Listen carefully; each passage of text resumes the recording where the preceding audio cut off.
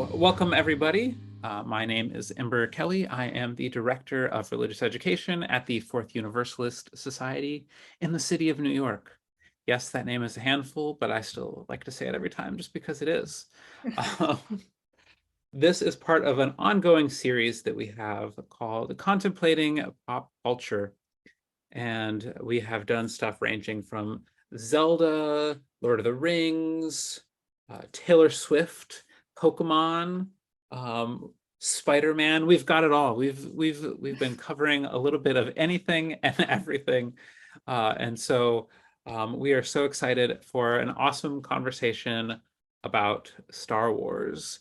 Um, Star Wars is a big and broad topic, and we're going to do our best in our 45, 50 minutes before the open question and answer time to cover as many topics as we can, diving into some themes like rebellion and resistance, feminism and the working class, revolutionary morality, the chosen one, and maybe even some extra topics if we get into the timing for them. But we are so excited to have you here, whether you're joining us in the Zoom or later watching us on YouTube. It's great to have you here with us.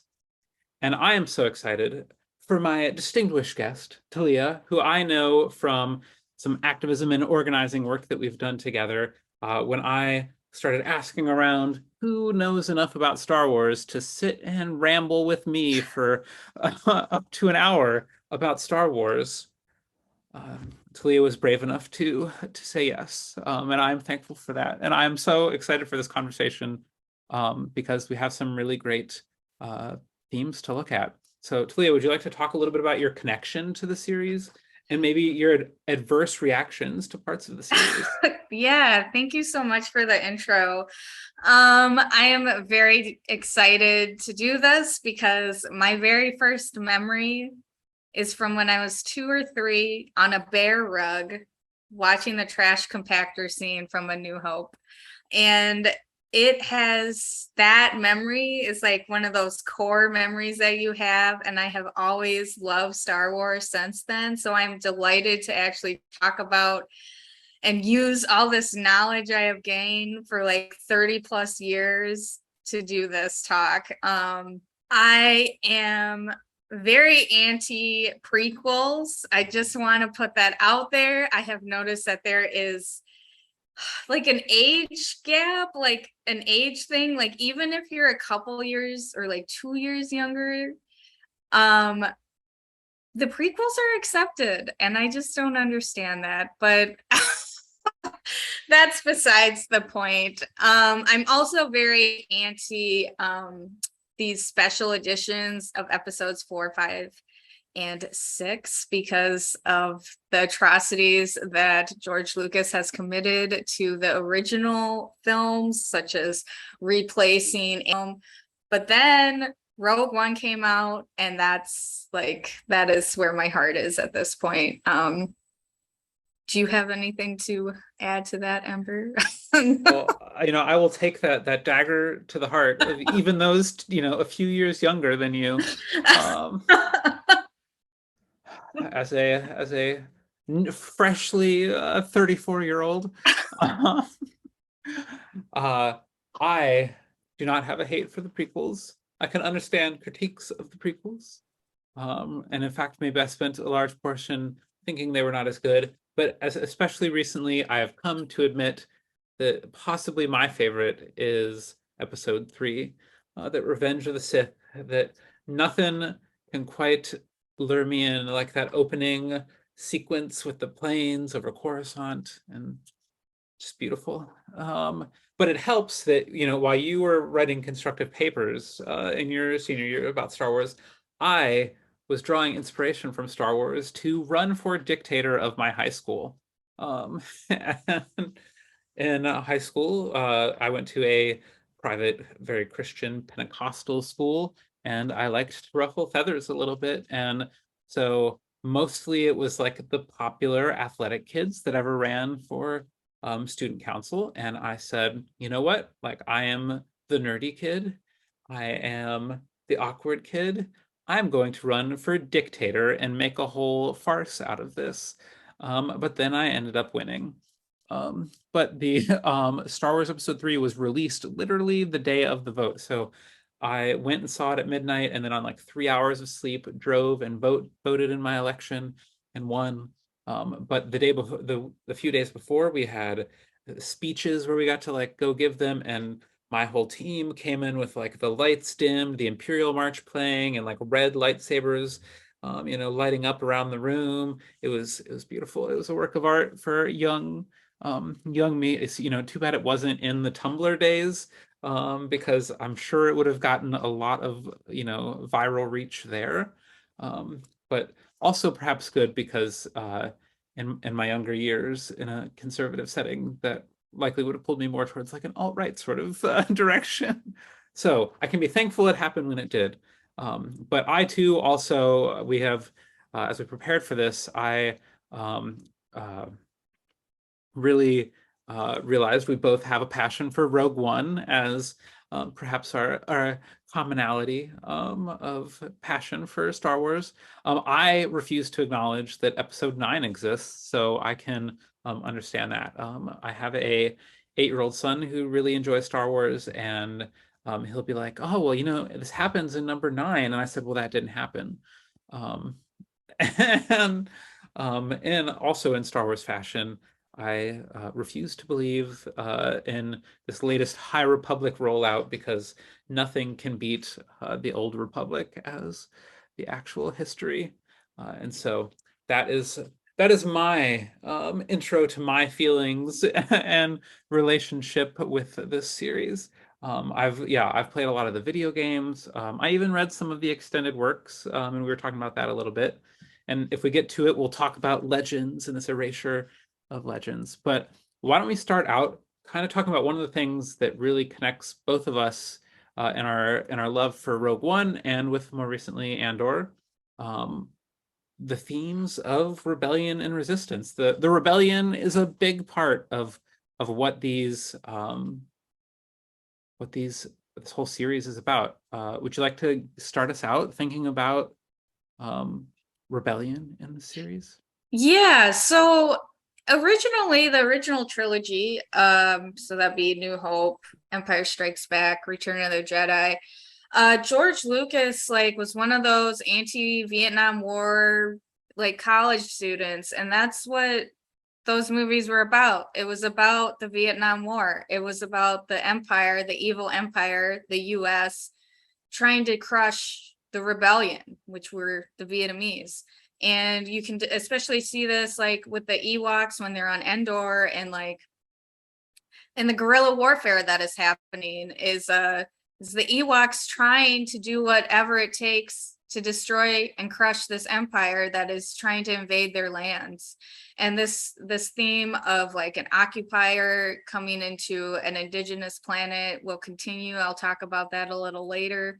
But it's really something to keep in mind that the evil empire is the US. And it is very interesting now, like the shift that has happened between, it just showcases how the US has taken this like anti-US like movie series and has shifted it into like, oh, but we're the good guys, like we're the good guys in all of this. Like Ember and I were discussing this earlier about how Reagan like in the 80s like named his like weird like it was a like anti-ballistic missile thing like Star Wars, like where they blew up, like you were saying, they like blew up like missiles in space or whatever it was. At least that was his dream. I don't think it ever actually happened, but yeah, he named it No. Star Wars. Yeah. Got one. Even related to that, you had the prequels. While you may have had a dislike of them, there was some solid anti-Bush feelings that Lucas was expressing in those movies, especially with like this idea of the emperor usurping powers through unjust wars. Like that was very much a direct critique of Bush at the time. At least as direct as Hollywood was brave enough to be at the time. Um, I'll maybe have to give the prequels another go now that I've never thought of it that way. I guess I was just so wrapped up with this is Jar Jar Binks and all of this stuff. I can't handle it. we'll resist the urge to go into Darth Jar Jar, Okay. but Yeah, but yeah, I mean, so one of the things that, you know, oh gosh, there's so many ways that I could take this. And actually, I'm gonna take a slight side. I don't know if you've watched all of like the like deleted scenes from like the original series, the ones that like didn't make the cut. Some Are you of them, familiar? Okay, yes. so there is one where it's like Luke talking with Wedge, I think. He's talking with one of his friends, and it's interesting because they still managed to work in some like anti USSR propaganda, even though it's like a pro Vietnam, anti US sort of movie. They work in some like, oh well, the empire is collectivizing farms now. That's not going to be good for anybody. um so Lucas was still not able to escape his cultural context, even though he has kind of tried in many ways. Star Wars was still very much a product of its culture and its time. Mhm. Um, Yeah. I wish I had seen that see, scene. I just thought of it now, so I had to bring it up. I will Yeah. send it to you later. Yeah. But also like the original trilogy, like minus, and we might get into this later, minus the whole force thing, what makes it so appealing is that these are like just everyday people, other than like Leia and Luke, because Leia is a princess, Luke has the force. But like the fact that like Han Solo, what drew me to Han Solo so much is that he's just an ordinary guy. He's just like trying to get along. He's doing the hustle, whatever, like, and all while trying to fight this like massive evil empire. These are just ordinary people, like, and it just shows like, I'll get into this a little more with Rogue One, but it just shows like the power of what like an average working class person can do is like really shape the future for the better. right. Well, what was it? I think there's probably like a, a tweet turned into a Tumblr post turned into a Facebook meme.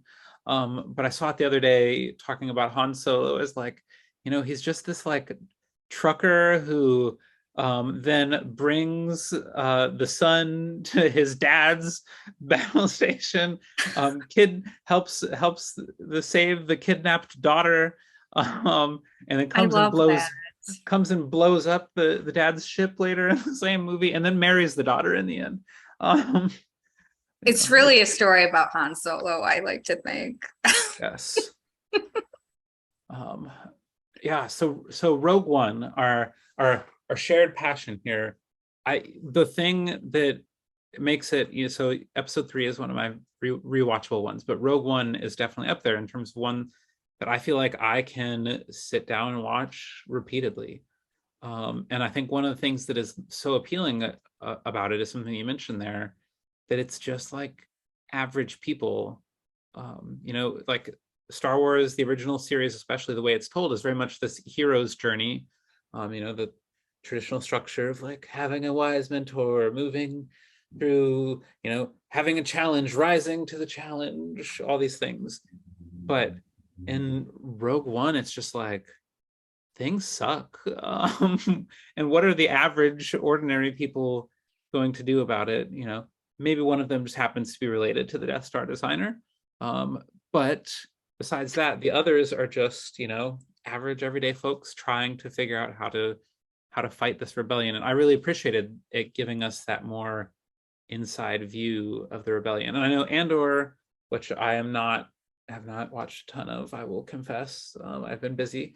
Has also kind of done the same in really engaging this ground level perspective of what goes on in the Star Wars universe. Yeah, and like I I saw Rogue One in the theaters when it came out, and like the ironic part is that Disney already owned it at this point, but it came out like after Trump was elected, blah blah blah. But like I like cried in the theater like at the end, not at the very end, but at the end, because like these are just really normal people. These are people that are like forgotten about. They're just average, everyday people. They don't have the force. They don't have anything. Nothing is special about them. But when they all come together, they do something really amazing. And but at the end, you think like, oh, they're gonna make it. They're gonna make it. This is a Disney movie. Like no one's gonna die, but they all die at the end. And it's like, wow, they like did all of this to try and stop this empire for the greater good. They tried and they like sacrificed their lives for the greater good. And at the very end, like the movie of Rogue One is about them getting the Death Star plans and then getting those Death Star plans to Leia. And that's where episode 4 begins, is when she gets the plans. But they all die. And I just thought that was just like absolutely incredible that they would show that in a film, because so many films these days just like shy away from people dying. And especially like the two main the two main protagonists just die. And I don't know, I still cry when I watch it. It's just so powerful and so moving. And it's like every kid who's watching that movie probably thinks, oh, that could be me. I could be part of something that's like for the greater good. Like, and you don't have to have the force to make a change. You can just be you. And I just think that's really, really incredible.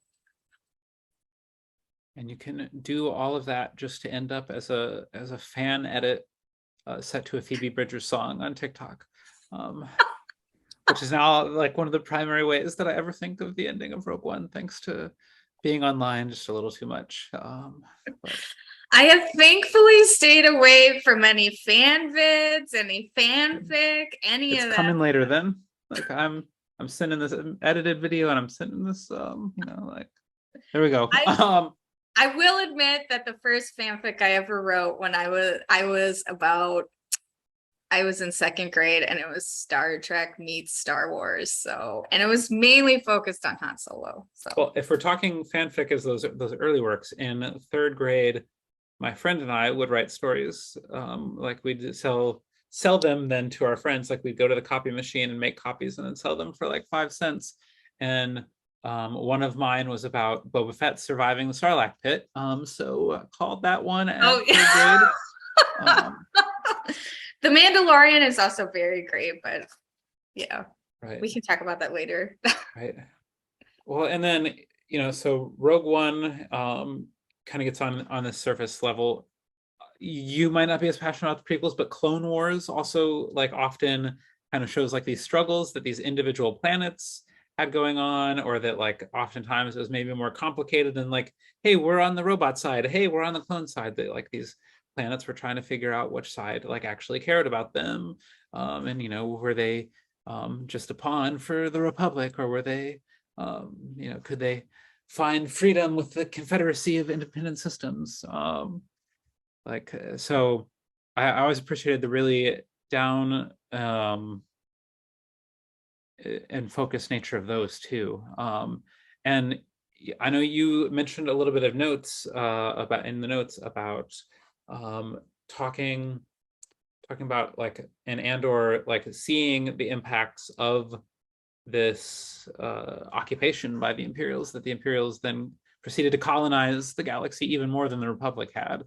Mm-hmm. Do you want to talk about that a little bit as the more experienced watcher of the new series?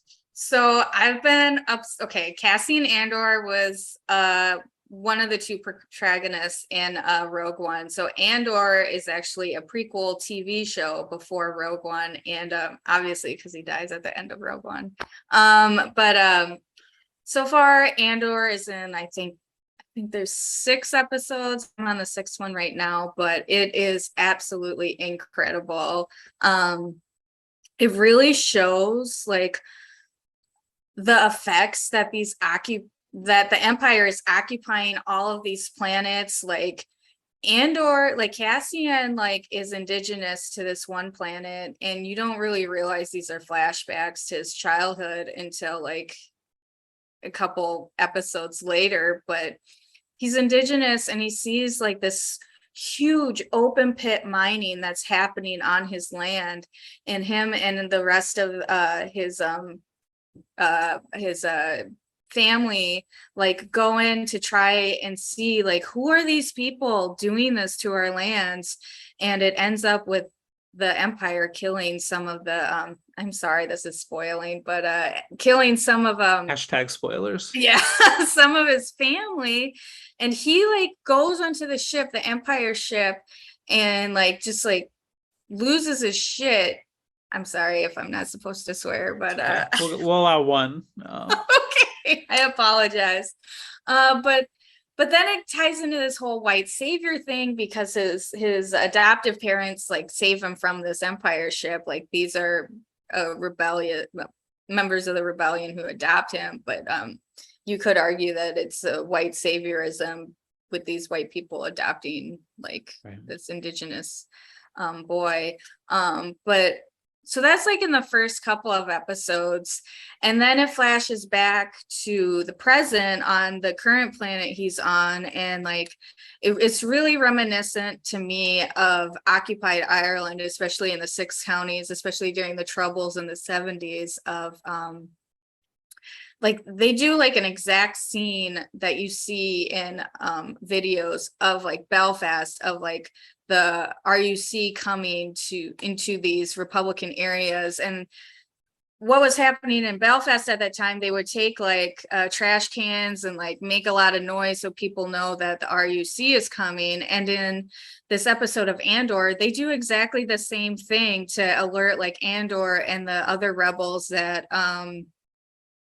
the Empire is coming, or like actually it's not the Empire at this point. The Empire has employed what are essentially mall cops to keep an eye on these occupied planets, and you could argue the RUC is basically mall cops. But yeah, like just seeing that and seeing how like these working class like communities like really looked out for each other, even if they weren't really involved directly with the rebellion, they still like took care of each other by alerting each other about it. In another episode, Andor gets taken to another planet, and he's like, why is this so empty? It's so green. It's so lush. Like, where are all the people? And they talk about how 40,000 of the inhabitants were pushed out of the highlands and moved to the lowlands, which could be little reminiscent of Scotland and a little bit of Ireland, to be pushed into these like economic zones, so they have more like job opportunities or whatever the Empire has like promised them. That's also very reminiscent of like real world examples of like an occupying force in a country pushing people, clearing the land, and something that we know very well about what clearing the land means. And it means opening it up for the destruction of the land and for open pit mining and whatever. And another one is on the same planet. They're like the Empire wants to dam up these very important rivers. And as we can see, like I'm pretty sure even in South America and indigenous struggles, and especially in the Philippines, there are current struggles going on to stop these dams happening. This rerouting of water from like really important farmland, but the Empire wants to, or whatever occupying force, if we want to talk about America or these multinational corporations damming these rivers up. But you see it in Andor, and I think it's really, really crazy that this corporation, Disney, is putting out stuff like this, that like if you like really know your history, or if you have like somewhat of an understanding of colonization, you can see it in Andor like clear as day. And what's someone there is sneaking it under the radar. They're like, yeah, and okay, it's how can like, I make what? I Disney's gotta make so this evil. subtext enough so that Disney will let this still fly. Um, I mean, which, oh gosh, I mean, we could spend the entire rest of the session just talking about the complications of the Disney purchase, but we'll get there. Yeah. I'm gonna make a note to do the Disney purchase. But as you're talking about how real a lot of this is, um, as we were preparing, one of the things we talked about is um, the kind of the perspectives of the other side, where there's like women rising through the ranks of the empire, that the empire is this an opportunity for people to achieve these things that they wouldn't have been able to before. And the empire is feminist, maybe a little bit. I know I wrote down girl boss, fashy girl boss energy. Yes, which seems appropriate given recent developments in Italy, for us to talk about the feminism in the series. And so there's this example from Andor, but I know there's also in a slightly more niche category of the lore, in the Star Wars Battlefront video games, more recently produced by EA.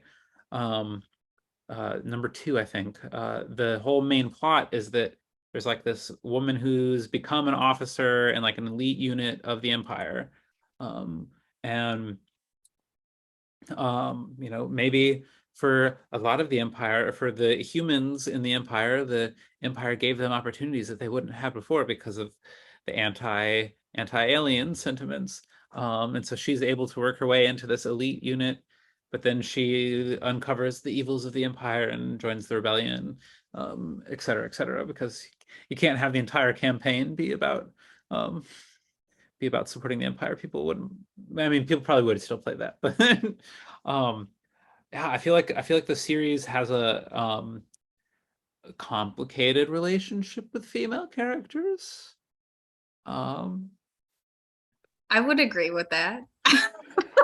like Princess Leia, like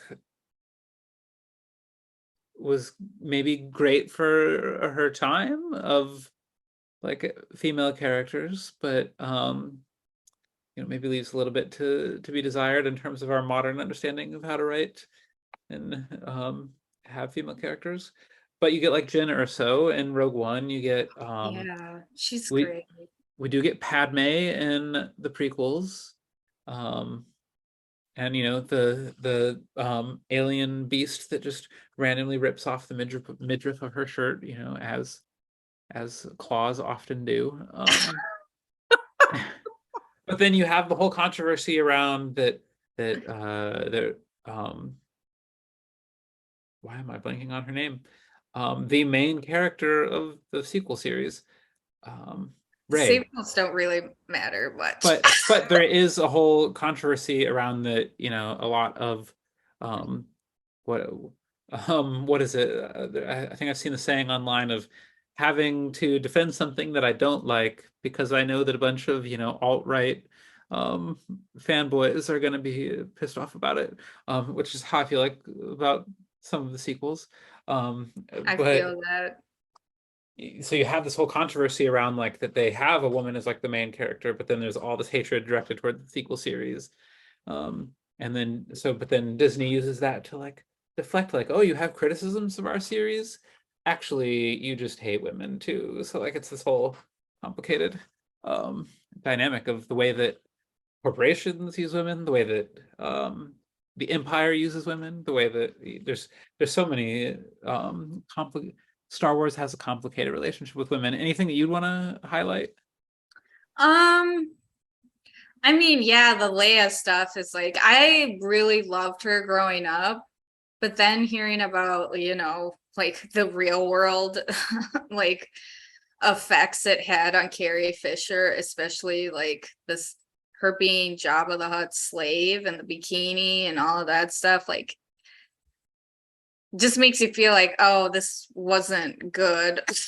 Like, yeah, I think it's cool that she like killed him and all of that, but it sucks that she like had like she had like an eating disorder, all of that stuff. She was on a lot of drugs during that time as well. Like we don't have to talk about the holiday special, but I think that's a good example of like of how all of them were really drugged up, like in the real world they were, and like the effects of like what this series has on these real life people.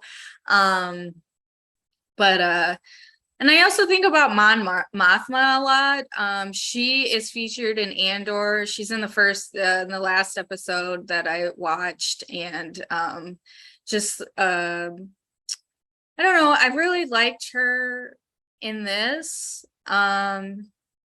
She doesn't get as much notice as as in Empire Strikes Back or Return of the Jedi. Like she doesn't get much attention, but I hope with Andor it explores her more, because right now it's starting to touch on like the thing, because she's a senator and she's in power, and like, and it seems like her husband has no time for her politics. Like she really cares deeply about other like races like being treated equally. So it's starting to delve into that, which I think is really fascinating, because it's also in juxtaposition to this other storyline about this woman who has joined like the security ranks of the empire, and they've like these men calling her out on trying to race up the ladder by talking out too much, by demanding too much. So that's where I got that fash girl boss energy thing from, was her storyline in comparison to Mon Mothma's. Right. Well, I know Mon Mothma also has some feature in the prequels, though mostly in deleted scenes. That is, kind of behind the scenes planning the rebellion. And I mean, and there's a whole interesting dynamic to talk about there with the person, like the risk that it takes for her as someone who is a senator, who it technically does have some political power, but she's coming to realize, oh, hey, this isn't actually like real political power that's actually going to do anything. Like I can't take away the emperor's power with my Senate votes. Sometimes it's like you can't vote in change. And so what does she do? She decides to start join in with the rebellion, that she is willing to take this risk, because sometimes things involve that huge risk, which loops us into our next topic. One of my favorite things, a future doctoral thesis, if I ever go back to do doctoral work, is to think about revolutionary morality, which gets us back to our maybe more theological and religious minded parts of this discussion as well. Um, and so we were talking about how we both loved Rogue One, and how we talk about someone like Mon Mothma, who has to like make this decision to risk her own personal good to like, she said, she acknowledges that if she got found out, that this would be deadly to her. Um, and so in Andor, and Rogue One, especially, you see, I mean, Rogue One, when you're first introduced to Cassian, the first scene is him killing the informant because the informant has a hurt leg, and he knows that he won't be able to keep up as the stormtroopers chase after them. He knows that he'll leak the information because clearly the guy was not a strong source. So he has to make the choice to like, what do I do to keep the rebellion alive, or let this guy leak all the information to the stormtroopers. Um, and so like I just really appreciated that movie, versus the hero's journey of the main series. That movie just said rebellion is full of tough choices. Like doing this work is not the work of rebellion. Doing the work of trying to fight for a better non-imperial world isn't easy. Mhm. Um, it's something that um, will take sacrifice, will take making tough decisions. Yeah, even in the first episode of Andor, he kills two cops like at the very beginning. And it's dealing with that fallout of those choices that he made. So I think it's interesting to see, I think that to see that part of him and then knowing what happens at the beginning of Rogue One. Right. It's very interesting. That one And I does guess not count as spoilers because I only watched like 30 minutes of the first episode and I got that far. Um, I guess it also like ties into like the Clone Wars and like the morality of like cloning all of these people. Like those are people. These aren't just like things. Like clones are real people, and we see like I think in episode 7, like isn't it is they they Finn they is he do a clone? no. So in the sequels, they decide not to go with clones, but they do retroactively work in that the random guy with a beard in Return of the Jedi, who's like just an old dude and like fatigues and like has a beard. They do work in that it's actually like an old clone. They Okay. like have retroactively Disney has written that one in, and I'll agree with them on that one. That's solid. Oh, in Okay. Rebels, I don't know if you've seen Rebels. It's a cartoon series, Yeah. but they work with like veterans, but they're all clones. Right. Yeah, but so these are people like so. I mean, that has some huge ethical implications, and I mean, tied into that as far as the Clone Wars and the overall Star Wars series is the use of droids. Like, so you have this whole war in the prequels that is clones versus droids, and both sides just see them as these disposable, like, go die, have fun, fight this war for us to determine who wins. Occasionally, like the local peoples get involved, but mostly it's the clones and the droids. But both are not seen as really having sentience, not seen as Mhm. having any like moral imperative that they continue to exist. They're disposable. Mhm. And that just like it just doesn't sit well with me. And I think that might be why I'm not a big fan of the prequels, is that these clones are just like there's like a lot of violence in the prequels, which isn't like if you're like, oh, these are just clones, they're not really people. But yeah, they actually are. They have thoughts, they have feelings, they have like lives, like Personalities.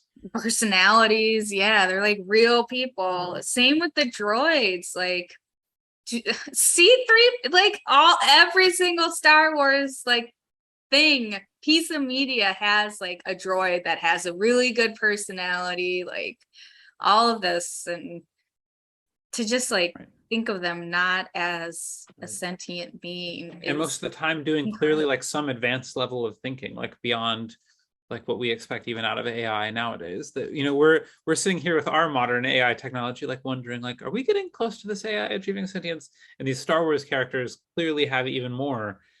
Even someone like R2D2, who is supposed to be kind of the less smart droid, clearly He's the knows what he's smartest doing, one of all. right? Like because he doesn't speak the language, he's not seen as like the smart droid. And um or but and then oh gosh, if we're and which leans maybe a little on the feminism too. You have the female gendered droid in Solo, um who Lando basically falls in love with, which is, there's a whole interesting thing there, that if Lando can feel love like this for a droid, like definitely there must be some sentience going on. Mm-hmm. And then she goes and fights and frees these droids in the mining in Kessel, and then dies. But then her brain gets put into the Millennium Falcon. And God, it still destroys me to this day. It's like this first like fully realized like a droid that like even like another human in the not just us from outside of the series, but another human in the series like acknowledged this is like something that he truly loved, and then her brain just gets uploaded into basically the Millennium Falcon cloud, and so the Millennium Falcon like is a person. Yeah, and that is all very weird in that this man makes this decision for a woman. Like if you want to look at it from that angle, like her agency is completely ripped away from her. Right. But it could be a whole nother talk. I have a lot to say about like droids and things of that nature, just because I am very, very aware, like hyper aware of how we should be treating like Roombas, things of that nature, because you don't know. You don't know. Like I was talking to you beforehand about like things that like really bother me is that Jabba the Hutt scene in the basement where there are droids torturing other droids, and it like still disturbs me to this day thinking about that. Like, because we all know that AI is programmed with human biases in it. Like AI can be racist, AI can be sexist. So that whoever is programming these droids are programming them with their biases. So you get like evil droids and you get like good droids. But then you see C-3PO, who was programmed by Anakin, turns out to be a great guy. So maybe occasionally annoying, but very annoying. I mean, so is Anakin. Let's be real. Yeah. I mean, and that I don't want to get on the sand discussion. there's a whole discussion there to be had. Then also like what, you know, you talk about Roombas, but like what is sentience? I took a class in seminary like about ecological theology, and the way that we just assume that all other animals like can't think in the way that we do, even though like dolphins can, or is it dolphins or whales that like have like fashion trends? Evil. Dolphins are legit but, evil. But I think it's there was whale, like a pack of whales that they all started like wearing a dead fish on top of their head, like, and it was like this whole fashion trend that like this whole pack of like whales, they all were like they'll all copy each other and do the same thing. Like we just assume that we are the best ones, and that, you know, so that we're only the best ones because we have thumbs. That's it. I can play video games. Can you, dolphins?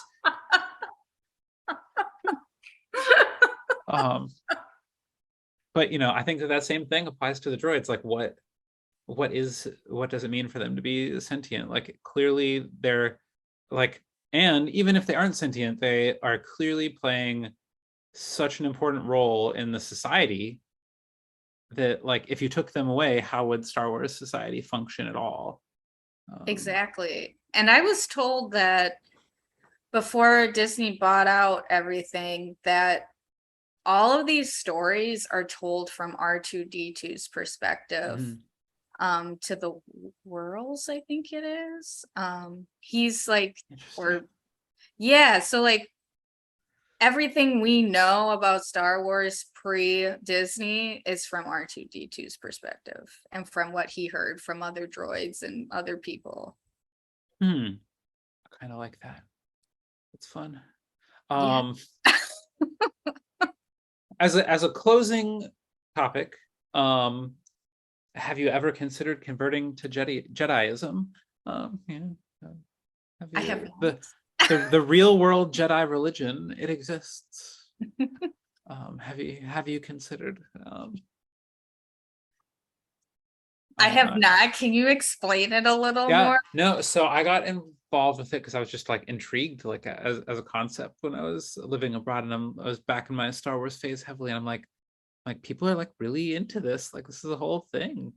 Like how does this work? So I like people like have like there is like organizations, they're not like huge, but like, you know, effectively like governing bodies that then like have the knights and masters, and that they like have these principles that they study and they seek to live by, and they have to like complete a service project to like you know, prove that they're dedicated to like these principles. And like it's not something you can like, you could just, you know, there was a whole thing in like Britain that like people filled out their religion as Jedi, but to actually join these official units. You really got to like do actual work. And then it's a big flex to be able to say like, I am an actual ordained Jedi master. I really think it would up my own credentials if I could say I am director of religious education and a credentialed Jedi master. But so it's a whole actual religious movement in the real world that people were drawn to these values and said like, let's live them out. Do they try to use the Force, or I do think they they see have the a Force concept of the more, Force? like I think they see it in more like a traditional kind of maybe Buddhist sort of sense. That it's Mm. like this thing that connects us all. Um, and that a lot of them kind of muse on like what exactly that means. And then, there's like, are you a gray Jedi? Are you a Sith? Are you a Are there Siths? apparently, I don't know how like super common it is, but like people that embrace like the Sith principles as compared to the um which like the Sith principles on their own are just really hedonist, like without like Yeah. the like murdering innocent people and conquering the galaxy. um I don't know of any people murdering their mentors, like I think we're okay. That's good. I um haven't read about any Jedi on Jedi murders in the real world. it'll only take some time, but no, like it's fascinating the way that people take something from like a fictional universe and instill such real world meaning into it. Like that's I mean, obviously we are we're having this conversation. I think it really speaks to like how a lot of people are just thirsty or hungry for something higher, like a higher power and all of that. Right, And that they find it in pop culture. right. Like, Yeah, I am in the midst of working on a plan for a course that I'm hoping to offer this year called Fandom, Astrology, and Personality Test: Defining Ourselves in the 21st Century. oh Because my gosh. definitely fandoms and things like being a Jedi, these feel like a very modern ways to try and attempt to find some sort of meaning, some sort of place to belong in this time that doesn't feel like there is a lot of that. Yeah, like a sense of community. Cause I always got that in the Buffy community. Like growing up, I had that. I was briefly on Doctor Who Tumblr. I will admit that to the public.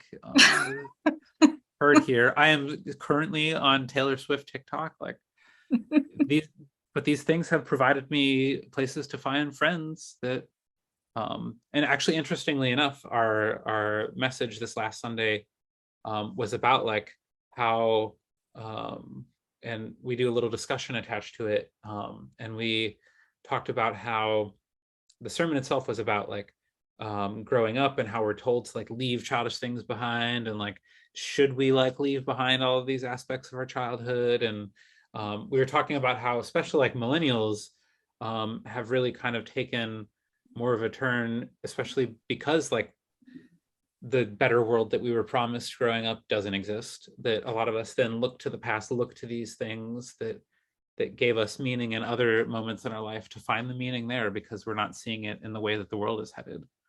Mhm. So, It's nostalgia. We and the companies have realized we like run on nostalgia, so that's why we're getting all of these Star Wars. Disney Or we're get especially. huh?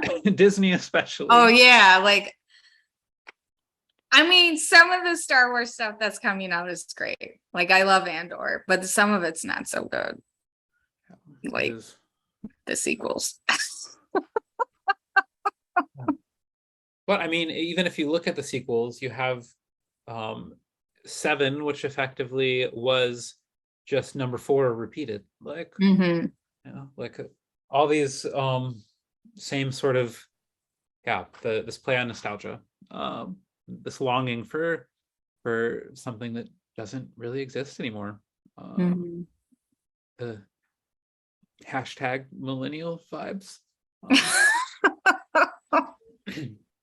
Um, but I think that our we've been so alienated by capitalism, by the way our society is functioning right now, that we're just looking for anywhere that we can feel like we belong, whether that's choosing to become Jedis in real life, or running for dictators, or writing papers about Star Wars in senior year. We're looking for places we belong. Any closing thoughts from you? I'm just really happy I got to talk about this, like, from like a sort of like academic perspective, because this really puts into perspective like why I love Star Wars so much, even though I hate Disney so very, very, very much. I am absolutely loving Andor. I love Rogue One. Like, there's still something that you can learn from this property, and I'm always excited to see like these little hints, these little glimpses of like callbacks to things that have happened in our history, like the throwbacks to like the Troubles in Ireland. Like, I really appreciate that. And like, it is like, it can still like we can still learn from these things in our history. And I think we can learn a lot from just Star Wars in general, on like the importance of the everyday person, the working class person, and that they can truly change the world for the better. On that note, I'm going to end our YouTube recording. So for those of Okay. us who have joined us on YouTube, thank you so much for joining us.